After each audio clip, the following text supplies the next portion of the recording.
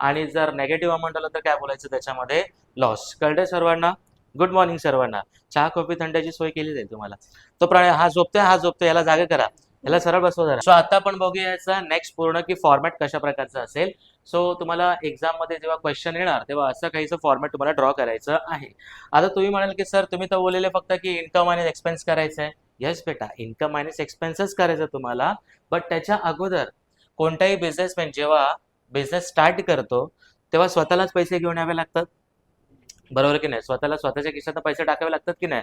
मग जेव्हा बिझनेसमॅन स्वतःचे पैसे जेव्हा बिझनेसमध्ये टाकतो त्यालाच आपण काय बोलतो? कळलं तुम्हाला? कळलं का? म्हणजे स्वतः जेव्हा स्वतःचे पैसे बिझनेसमध्ये लावतो त्याला आपण काय म्हणतो? कॅपिटल. सो कॅपिटलचे किती प्रकार आहे? याच्यामध्ये 3 प्रकार आहेत. तर जो इयरच्या स्टार्टिंगला जो कॅपिटल असतो ना त्याला आपण बोलतो ओपनिंग कॅपिटल. कोणता कॅपिटल बोलायचा?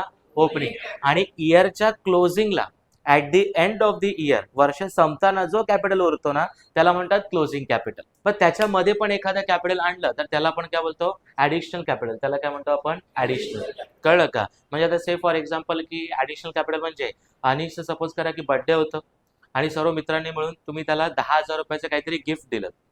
ठीक आहे, 10,000 रुपयाचे कॅश गिफ्ट दिलं. कॅश गिफ्ट डायरेक्ट असं एक तुम्ही ना एनवलप घेऊन आलात, हे घे, एन्जॉय कर, जी ले अपनी जिंदगी.